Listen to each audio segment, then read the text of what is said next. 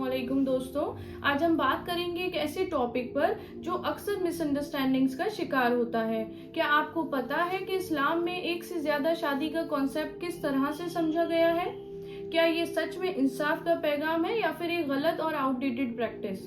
अक्सर हमारे जहन में एक से ज्यादा शादी का मतलब बस ये होता है कि एक आदमी के पास दो या ज्यादा बीवियां हों और वो सिर्फ अपने पर्सनल शौक के लिए ये करे। मगर अगर हम कुरान और प्रॉफिट मोहम्मद सल्लल्लाहु अलैहि वसल्लम की जिंदगी को देखें तो हमें ये कॉन्सेप्ट बहुत अलग नजर आता है। हम इस मिसअंडरस्टैंडिंग्स को दूर करेंगे और समझने की कोशिश करेंगे कि इस्लाम का एक से ज्यादा शादी के हवाले से क्या पैगाम है।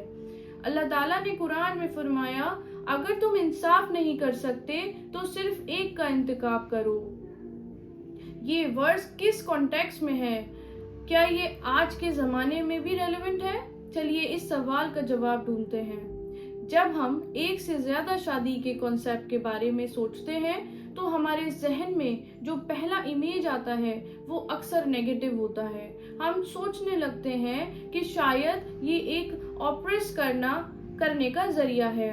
अगर एक आदमी के पास दो या ज्यादा बीवियां हैं तो जरूर उनमें इंसाफ नहीं हो रहा होगा, ये हमारी सोच होती है।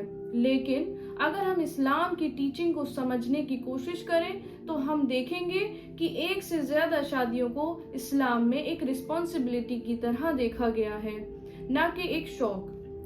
इस्लाम का पहला पैगाम इंसाफ का है। अल्लाह ताला ने सूरह अन-निसा में ये कह दिया, अगर तुम इंसाफ नहीं कर सकते तो सिर्फ एक का इंतखाब करो। ये अल्लाह की तरफ से एक बहुत मजबूत मैसेज था जो इंसाफ और जिम्मेदारी को सबसे ज्यादा इम्पोर्टेंस देता है।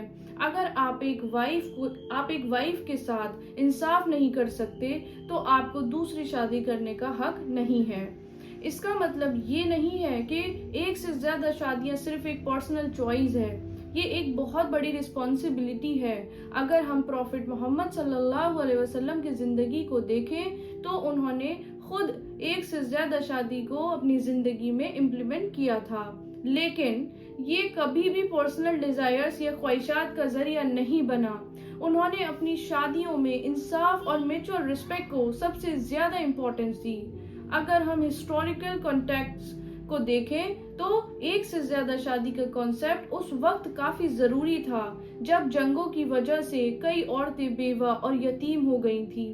उस वक्त लोगों की जिंदगी में बहुत सी मुश्किलात थे और उन बेवा और यतीम औरतों को एक सेफ और स्टेबल लाइफ देना इस्लाम का मकसद था। लेकिन इस्लाम का मैसेज ये था कि ये इंसाफ के लिए है। अगर कोई आदमी ये जिम्मेदारी उठाता है तो उसे हर वाइफ के साथ इंसाफ करना जरूरी है, और अगर वो इंसाफ नहीं कर सकता तो इस्लाम कहता है एक वाइफ ही बेहतर है। इसका मतलब ये नहीं कि हम आज के जमाने में भी ये अप्लाई कर रहे हैं, लेकिन ये एक बहुत जरूरी पॉइंट है। आज के जमाने में एक से ज्यादा शादी के कॉन्सेप्ट को समझना अपने सोशल और कल्चरल कॉन्टेक्स्ट के साथ बिल्कुल अलग होता है। हमारे लिए ये बहुत जरूरी है कि हम हर एक रिलेशनशिप में इंसाफ को प्रायोरिटाइज करें, चाहे वो एक ही वाइफ के साथ हो या ज्यादा।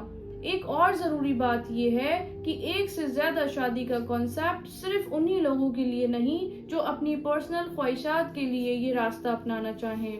ये अल्लाह के हुक्म पर चलना है और इसके लिए एक बहुत बड़ी रिस्पॉन्सिबिलिटी जरूरी है, और वो है इंसाफ, रिस्पेक्ट और केयर। ये वो चीजें हैं जो हर रिलेशनशिप में होनी चाहिए, चाहे वो एक से ज्यादा शादी हो या सिंगल मैरिज हो।